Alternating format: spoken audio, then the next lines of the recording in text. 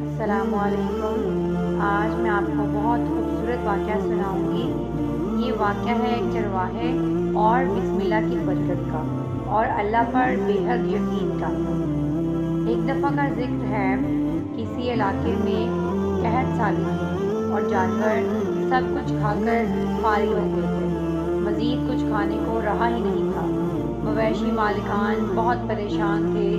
اس دوران ایک مسجد کے مولوی نے جمعے کے خطبے میں نہایت یقین کے ساتھ یہ بات بتائی کہ اللہ کا نام لے کر یعنی بسم اللہ پڑھ کر دریا کو حکم دیا جائے تو وہ بھی نافرمانی نہیں کرتا۔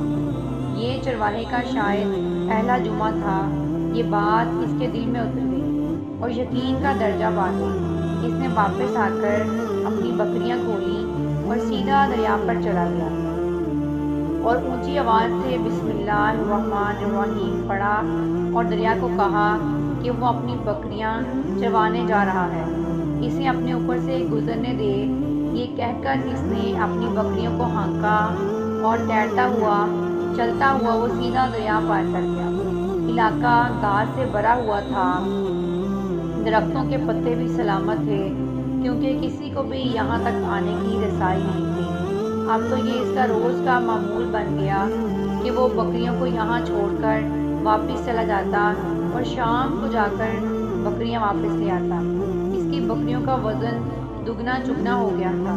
لوگ چونک گئے اور اس سے پوچھنے لگے کہ وہ اپنی بکریوں کو کیا کھلاتا ہے۔ وہ سیدھا سادہ اور صاف دل نوجوان تھا۔ اس نے صاف صاف بات بتائی کہ جناب، ہم تو دریا پار کر کے اپنی بکریاں چروانے لے جاتے ہیں۔ اس کی بات سب نے سنی مگر کسی نے یقین نہیں کیا کیونکہ یہ بات ناقابل یقین تھی۔ مگر بات ہوتے ہوتے مولوی صاحب کے پاس پہنچ گئی۔ مولوی صاحب نے اس چرواہے کو بلایا اور سارا معجزہ پوچھا۔ چرواہے نے مولوی صاحب کو ہی حوالہ بنا لیا کہ مولوی صاحب، میں تو آپ کا شکریہ ادا کرنے والا تھا کہ آپ نے جمعے کے خطبے میں جو نسخہ بتایا تھا کہ بسم اللہ کہہ کر دریا کو بھی حکم دو تو وہ بھی انکار نہیں کرتا۔ مولوی صاحب حیرت سے اس کے چہرے کو دیکھتے رہے۔ مولوی صاحب نے کہا کہ بھائی صاحب، ایسی باتیں تو ہم ہر جمعے میں کرتے ہیں، فقط ان کا مقصد لوگوں کا ایمان بڑھانا ہوتا ہے۔ مگر چرواہا اپنی بات پر ڈٹا رہا کہ میں تو بس بسم اللہ کہہ کر پانی پر چلتا ہوں اور بکریوں سمیت پانی پار چلا جاتا ہوں۔ آخر کار مولوی صاحب نے صبح خود یہ تجربہ کرنے کی ٹھانی اور چرواہا بھی آ گیا۔ مجمع زیادہ تھا۔ مولوی صاحب نے ایک دو بار سوچا کہ انکار کر دوں، مگر وہ جو مولوی صاحب کو کندھے پر اٹھا کر لائے تھے وہ جوش و خروش سے اللہ اکبر کے نعرے لگا رہے تھے اور مولوی صاحب کی بے حد تعریفیں کر رہے تھے۔ آخر کار مولوی صاحب نے ایک رسہ منگوایا، پہلے اسے ایک درخت کے ساتھ باندھا، پھر اپنی کمر کے ساتھ باندھا اور پھر ڈرتے ڈرتے ڈیلا ڈالا، بسم اللہ پڑھا اور دریا پر چلنا شروع ہو گئے۔ پہلا پاؤں ابھی رکھا ہی تھا کہ دڑام سے پانی میں گر گئے۔ مولوی صاحب ڈبکیاں کھانے لگے اور پانی کے بہاؤ میں بہنا شروع ہو گئے۔ لوگوں نے کھینچ کھانچ کر مولوی صاحب کو باہر نکالا۔ وہاں موجود سب لوگ یہ منظر دیکھ کر حیران و پریشان ہو گئے اور اب شکی نگاہوں سے چرواہے کو دیکھنے لگے۔ مولوی صاحب کی اس حرکت نے چرواہے کو بہت پریشان کر دیا کہ مولوی صاحب کی بسم اللہ کو کیا ہو گیا ہے، کیونکہ اس کا تو یہ روز کا معمول تھا، لیکن اس کے اپنے یقین میں کوئی فرق نہیں آیا۔ اب چرواہے کی باری تھی۔ اس نے پورے یقین کے ساتھ بسم اللہ کہہ کر بکریوں کو پانی کی طرف اشارہ کیا اور خود ان کے پیچھے پیچھے چلتا ہوا دریا پار چلا گیا اور انہیں چھوڑ کر واپس بھی آ گیا۔ لوگ یہ دیکھ کر حیران رہ گئے اور اسے ولی اللہ سمجھنے لگے اور اس کے حق میں نعرے لگانے لگے، مگر وہ سب سے بے نیاز سیدھا سادہ انسان تھا۔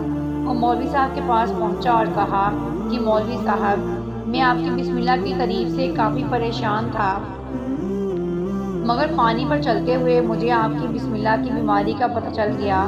اس چرواہے نے درخت سے باندھی ہوئی رسی کی طرف اشارہ کیا اور کہا کہ مولوی صاحب، یہ ہے آپ کی بسم اللہ کی بیماری۔ آپ کی بسم اللہ کی برکت کو یہ رسہ کھا گیا۔